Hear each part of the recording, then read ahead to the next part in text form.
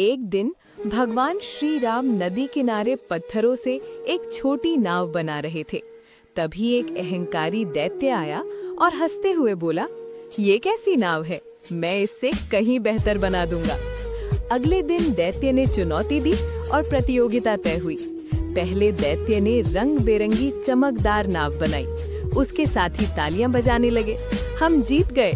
फिर श्री राम ने शांति, सत्य और भक्ति से एक साधारण लेकिन मजबूत नाव बनाई, जो पानी में उतरते ही स्थिर हो गई। देवताओं ने कहा, सादगी और धर्म की ही जीत होती है। अब फैसला आपका है। दैत्य को जिताने वाले कमेंट करें, श्री राम को जिताने वाले लाइक और सब्सक्राइब करें। एक गांव में एक विशाल खरगोश आ जाता है। गांव का एक चालाक आदमी उसे पकड़कर लकड़ी के डिब्बे में बंद कर देता है। खरगोश भूख और डर से रोने लगता है। तभी जंगल से एक समझदार कछुआ गांव में आता है। वो रात को चुपके से डिब्बा खोल देता है और खरगोश को बाहर निकाल देता है। दोनों गांव वालों से बचते हुए भाग जाते हैं। जंगल पहुंचकर भी खरगोश उदास रहता है।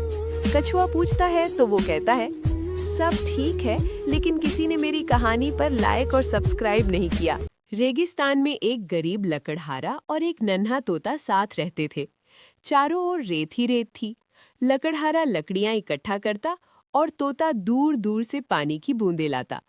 दोनों दिन रात मेहनत करके एक छोटी झोपड़ी बनाते हैं। झोपड़ी बनते ही लकड़हारा खुश होकर आराम करने लगता है। तभी तेज आंधी आती है, आकाश से बिजली गिरती है और झोपड़ी जल जाती है। लकड़हारा आग में फंसकर मर जाता है। तोता बेसहारा होकर रोता रहता है, लेकिन फिर भी कोई उसकी कहानी। एक गांव के किनारे एक वफादार कुत्ता रहता था। उसका मालिक बहुत गरीब था, लेकिन दोनों एक दूसरे से बेहद प्यार करते थे। रोज कुत्ता गांव में घूम घूम कर खाना ढूंढता और आधा अपने मालिक के लिए ले आता। एक दिन गांव में भयंकर आग लग गई। सभी लोग भागने लगे। कुत्ते ने देखा कि उसका मालिक झोपड़ी में फंस गया है। बिना डरे कुत्ता आग के बीच दौड़ा और जोर जोर से भौंकने लगा। गांव वाले उसकी आवाज सुनकर पहुंचे और मालिक को बचा लिया। कुत्ते की वफादारी ने सबका दिल। एक दिन तेज रफ्तार से दौड़ती ट्रेन आकर नाना जी की झोपड़ी को तोड़ देती है।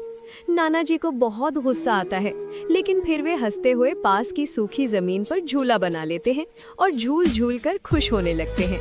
तभी वही ट्रेन आकर झूले को भी चकनाचूर कर देती है। नाना जी झल्लाकर जोर से चिल्लाते हैं और भागते हुए नदी किनारे पहुंच जाते हैं। वहां वे लकड़ी से एक नाव बनाते हैं ताकि ट्रेन पानी के ऊपर से निकल जाए, लेकिन ट्रेन फिर आती है और नाव भी तोड़ देती है। ये देखकर नाना जी बेबस होकर रोने लगते हैं। सूखे रेगिस्तान के पास एक छोटा जंगल था। कई दिनों से बारिश नहीं हुई थी। पेड़ मुरझा रहे थे और जानवर प्यास से बेहाल थे। तभी एक नन्ही चिड़िया ने सबको बचाने का निश्चय किया। उड़ते उड़ते उसे एक टूटा हुआ घड़ा और पास में एक लोहे की छड़ मिली। चिड़िया ने छड़ से जमीन कुरेदना शुरू किया। मेहनत करते करते वो एक चट्टान तक पहुंची। जैसे ही जमीन टूटी, अंदर से मीठा पानी निकल आया। पानी धीरे धीरे जंगल में फैल गया। जानवरों की जान बच गई और जंगल फिर हरा भरा हो गया। लेकिन चिड़िया चुपचाप आसमान की ओर उड़ गई, बिना किसी प्रशंसा। एक लालची माली अपने बगीचे के सूखे पेड़ को बेकार समझकर जंगल में छोड़ देता है। बिना पानी और छाया के पेड़ धीरे धीरे मुरझाने लगता है। एक दिन पास से गुजरता एक बच्चा सेब खाकर उसका बीज मिट्टी में दबा देता है। रात को तेज हवा चलती है और बारिश होती है। कुछ दिनों बाद उसी जगह से एक छोटा पौधा उगाता है। मुरझाया पेड़ अपनी जड़ों से उसे सहारा देता है। समय के साथ पौधा बड़ा होकर फल देने लगता है।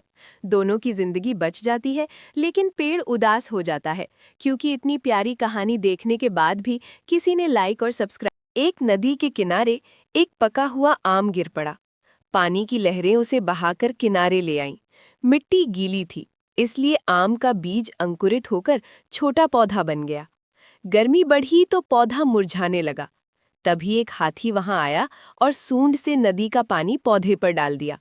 रोज हाथी और उसका बच्चा पौधे की देखभाल करने लगे।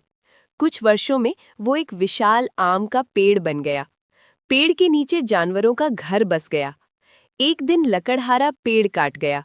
सब दुखी हो गए, पर उसी जड़ से फिर नया पौधा उगाया। प्रकृति हार नहीं मानती।